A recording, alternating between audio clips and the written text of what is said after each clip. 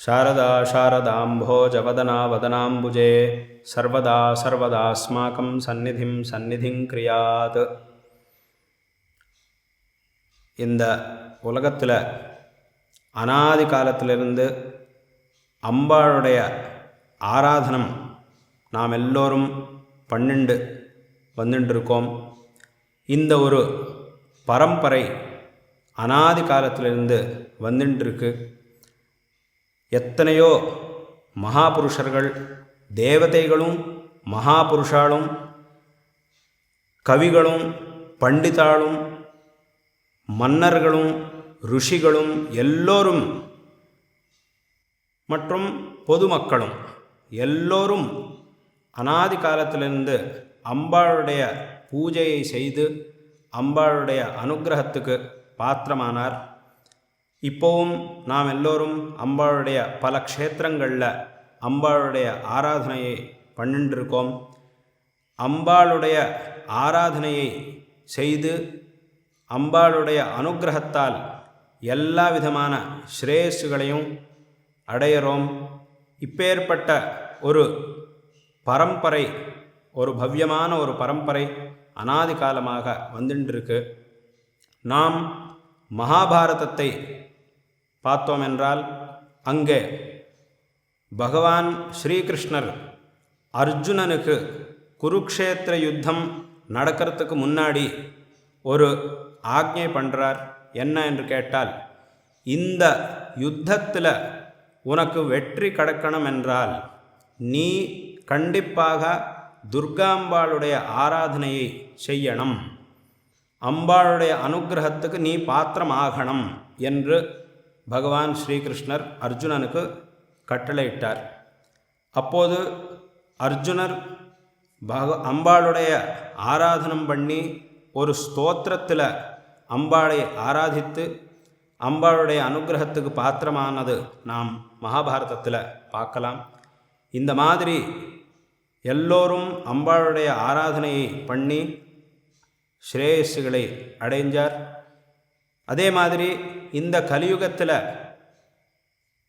இந்த சனாதன ஹிந்து தர்மத்தை காப்பாற்றுவதற்காக அவதாரம் பண்ணின ஜகத்குரு ஸ்ரீ ஸ்ரீ ஆதிசங்கர பகவத்பாதாலும் அவருடைய அவதாரத்தில் தர்மோத்தாரம் பண்ணி இந்த தர்மம் எப்போதுமே இந்த உலகத்தில் பிரச்சாரத்தில் இருக்கணும் என்று மனசில் யோசித்து அதுக்காக நம்முடைய பாரத தேசத்தின் 4 திசைகளையும் 4 ஆம்நாய பீடங்களை ஸ்தாபித்தார். இந்த 4 ஆம்நாய பீடங்களில் இந்த தென் திசையின் பீடமாக இருக்கக்கூடிய தட்சிணாம்நாய ஸ்ருங்கேரி சாரதா பீடத்தில் மகாகாளி, மகாலட்சுமி, மகா சரஸ்வதி ஸ்வரூபிணியான ஜெகன்மாதா ஸ்ரீ சாரதாம்பாளை பிரதிஷ்டாபனம் பண்ணி இந்த பீடத்தில் அதிஷ்டாத்ரி தேவதையாக சாரதா பரமேஸ்வரியை பிரதிஷ்டாபனம் பண்ணினார். அதனால்தான் இந்த பீடத்துக்கு சாரதா பீடம் என்கிற ஒரு பேர் வந்திருக்கு. அம்பாளே தன்னுடைய திவ்ய சாநித்தியத்தோட இந்த பீடத்தில் இருந்து எல்லா பக்தர்களுக்கும் அனுகிரகம் பண்ணிட்டு இருக்கிறதுனால்தான் இந்த பீடத்துக்கு சாரதா பீடம் அப்படிங்கிற ஒரு பேர் வந்திருக்கு. இந்த மாதிரி ஆதிசங்கரும் அம்பாளை பிரதிஷ்டாபனம் பண்ணி இந்த பீடத்தை ஸ்தாபனம் பண்ணியிருக்கார். அதே மாதிரி அம்பாள் மேலே பல ஸ்தோத்திரங்களை, சௌந்தர்ய லஹரி முதலான பல அற்புதமான ஸ்தோத்திரங்களை இயற்றி அம்பாளுடைய ஆராதனம் பண்ணியிருக்கார். இந்த மாதிரி அந்த பரம்பரையில் அம்பாளுடைய ஆராதனம் வந்துட்டு இருக்கு. அம்பாளுடைய ஆராதனம் பண்ணுற ஒரு விதானத்தில் சப்தசதி பாராயணம், அதாவது சம்பிரதாயமாக தேவிய மகாத்மியத்தை பாராயணம் பண்ணுறது இல்லைன்னா பாராயணம் பண்ணி வைக்கிறது என்கிறது பரம்பரையாக வந்துட்டுருக்கு. ஆனால் இந்த மாதிரி சப்தசதி, இந்த தேவி மகாத்மியத்தை முழுவதும் யார் பாராயணம் பண்ண முடியாதோ, யாரால் இந்த பாராயணம் பண்ண முடிகிறது இல்லையோ, அப்பேற்பட்ட பக்தர்களுக்காக நம்முடைய சாஸ்திரங்களில் நம்ம முன்னோர்கள் சொல்லியிருக்கார். இந்த சப்தசதி தேவி மகாத்மியத்திலிருந்து ஒரு 7 ஸ்லோகங்களை எடுத்து இந்த 7 ஸ்லோகங்களை பாராயணம் பண்ணினாலும் யாருக்கு அந்த முழுவதும் பாராயணம் பண்ண முடியாதோ அப்பேற்பட்ட பக்தர்களுக்காக இந்த 7 ஸ்லோகங்களை உபதேசித்து இந்த 7 ஸ்லோகங்களை பாராயணம் பண்ணினாலும் அதே விதமான ஒரு பலன் எல்லோருக்கும் கிடைக்கும் அப்படின்னு உபதேசம் பண்ணியிருக்கார்.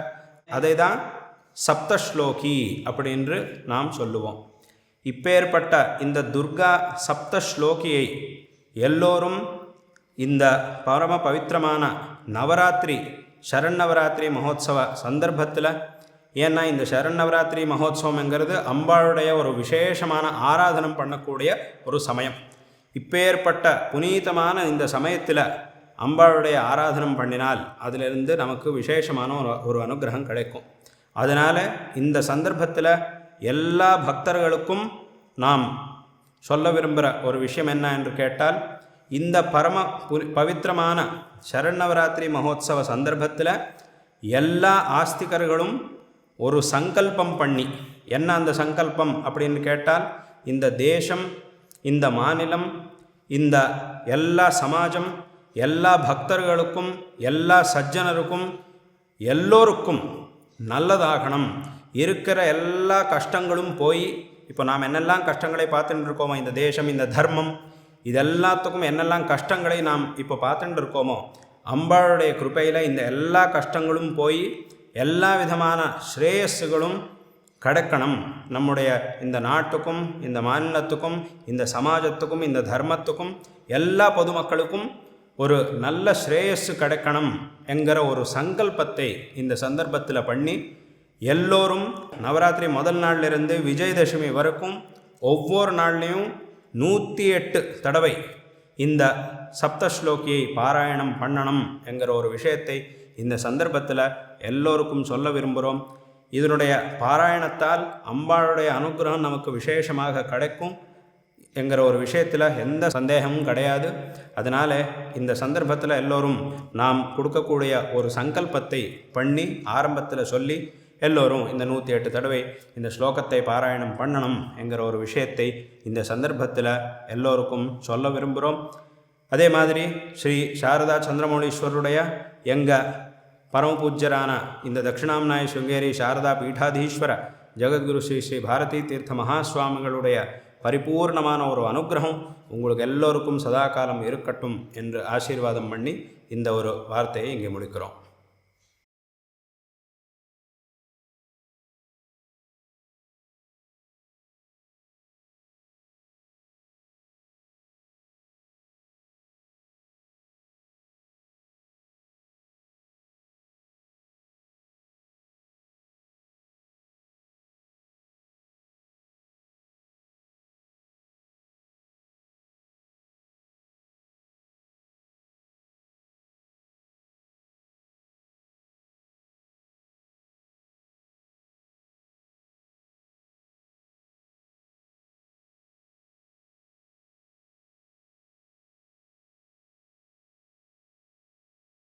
ज्ञानिनामपि चेतांसि देवी भगवती हि सा बलादाकृष्य मोहाय महामाया प्रयच्छति दुर्गे स्मृता हरसि भीतिमशेषजन्तोः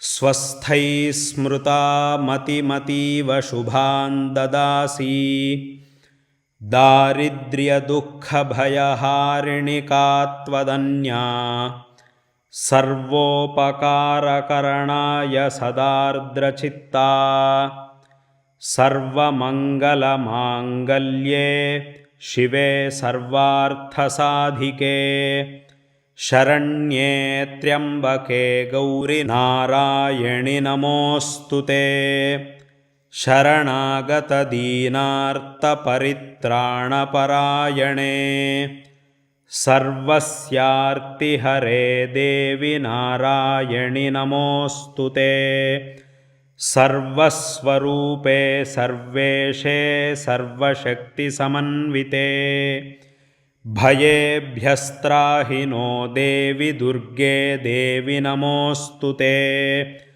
रोगानशेषानपहंसि तुष्टा रुष्टा तु कामान् सकलानभीष्टान् त्वामाश्रितानां न विपन्नराणां त्वामाश्रिता ह्याश्रयतां प्रयान्ति सर्वा बाधा प्रशमनं त्रैलोक्यस्याखिलेश्वरी एवमेव त्वया कार्यमस्मद्वैरिविनाशनम्